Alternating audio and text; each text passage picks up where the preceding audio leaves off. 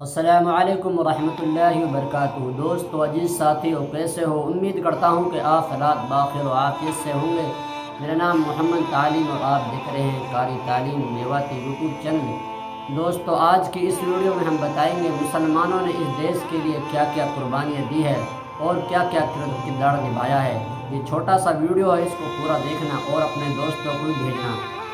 मुसलमानों के कुछ नाम हम बताएंगे, यानी जो वीडियो में आपको दिखाने वाला हूँ इसमें मुफ्ती साहब मुसलमानों के कुछ नाम बताएंगे। 15 अगस्त 1947 को हमारा देश अंग्रेज़ों से आज़ाद कराया गया। अंग्रेज़ों का नापाक साया इस हिंदुस्तान में आ पड़ा और वो कहते थे, खलकत खुदा की, मुल्क बादशाह का और हुकूमत हमारी है। यानी मिट्टी खुदा की और मुल्क बादशाह का है, हुकूम हमारा चलता है। तो मुसलमानों ने इसमें बढ़ चढ़ कर हिस्सा लिया है। सबसे ज़्यादा जो खून बहा है वो मुसलमानों का बहा है। सबसे ज़्यादा जो हिस्सा लिया है वो मुसलमानों ने लिया है। तो हम आज बताएंगे कि इस वीडियो को मुकम्मल देखें और मुफ्ती साहब इस वीडियो में बताए होने वाले हैं कि मुसलमानों ने किन किन ने यानी हिस्सा लिया है। तो इस वीडियो को अपने दोस्तों को भेजें और चैनल पर नए आए हो तो चैनल को सब्सक्राइब करें। चलिए आज की वीडियो हम शुरू करते हैं। शहर के मंजर बदल गए, ऐसा नहीं है कि शहर के मंजर बदल गए, मंजर वही है, सिर्फ सितमगर बदल गए। जब चमन को लहू की जरूरत पड़ी, सबसे पहले गर्दन हमारी ही कटी। फिर भी कहते हैं अहले चमन, ये चमन हमारा है तुम्हारा नहीं। हक अपना छोड़कर मुझे जाना भी नहीं है, दुनिया के खुदाओं को मनाना भी नहीं है।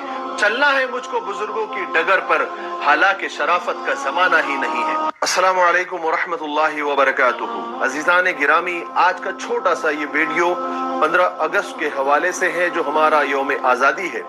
ये वीडियो बनाने की 3 वजह है।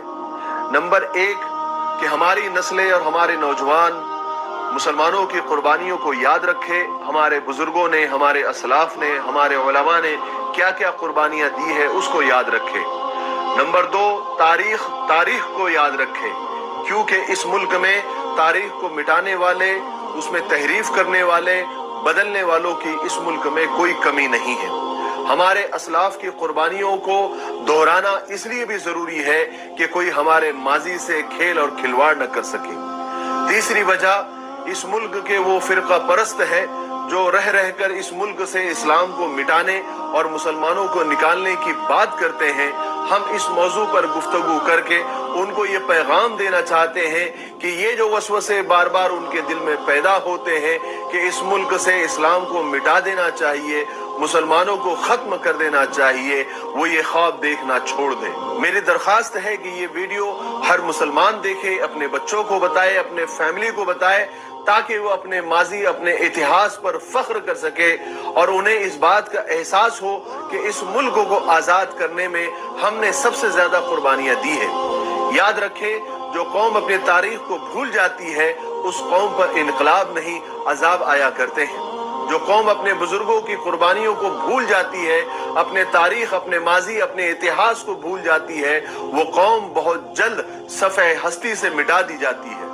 15 अगस्त हमारे प्यारे मुल्क की आजादी का दिन है। जब जब ये दिन करीब आता है, दिलो दिमाग में खुशी और मसरत के शादियाने बजने लगते हैं, जहनों में नगमगी छा जाती है, हर तरफ खुशियों की लहर दौड़ जाती है। मगर एक चीज रह रह कर दिल को कचोके लगाती है और तकलीफ का एहसास दिलाती है कि मुस्लिम मुजाहिदीन आजादी को इस मौके पर भुला दिया जाता है।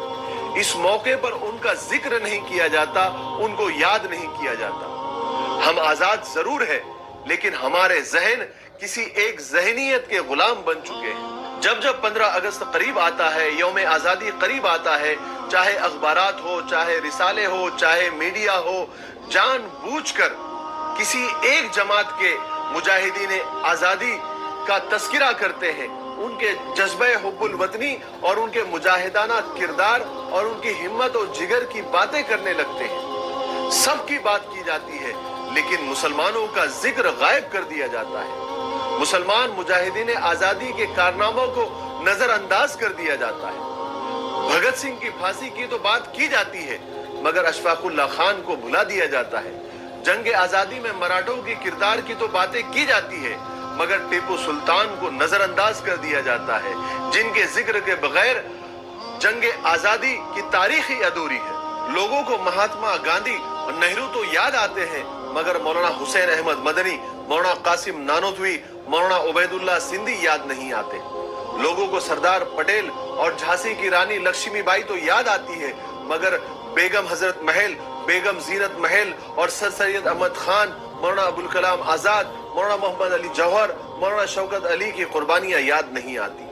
लोगों को राम प्रसाद बिस्मिल, सुखदेव, राजगुरु, चंद्रशेखर आजाद तो याद आ जाते हैं, लेकिन डॉक्टर अल्लामा इकबाल, डॉक्टर जाकिर हुसैन, खान अब्दुल गफ्फार खान, हकीम अजमल खान क्यों याद नहीं आते। सबसे बढ़कर ये कि आजादी के रूह रवा मुगलिया सल्तनत के आखिरी ताजदार बहादुर शाह जफर के बारे में बातें ही नहीं की जाती, जिनके बेटों के सर काटकर अंग्रेजों ने एक तश्त में झांक कर तोहफे की शक्ल में पेश किए थे, और उन्होंने बड़े दर्द भरे अंदाज में अपने बेटों के कटे हुए सर को देखकर कहा था कि तैमूर की औलादें ही ऐसी सुरखरू होकर बाप के सामने अपना फर्ज अदा करती है, जिन्हें बाद में अंग्रेजों ने रंगून के कैद खाने में कैद कर दिया था, जहां उन्होंने ये अशआर लिखे थे। लगता नहीं जी मेरा उजड़े दयार में, लगता नहीं जी मेरा उजड़े दयार में, किसी की बनी है आलमे पायदार में।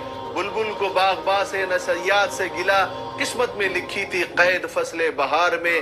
कह दो उन हसरतों से कि कहीं और जाकर बसे, इतनी जगह कहाँ है दिले दागदार में। उम्र दराज मांग कर लाए थे 4 दिन, 2 आरजू में कट गए 2 इंतजार में। कितना बदनसीब है जफर दफन के लिए, 2 गज जमी भी न मिली कुए यार में। ये उन मुगलों के आखिरी हुक्मरान थे, जिनके बनाए हुए लाल किले पर आज भी हिंदुस्तान का वजीर आजम जश्न आजादी मनाता है। ये हमारा मिफ्ताही तलबीना है, ये नबवी नुस्खा है।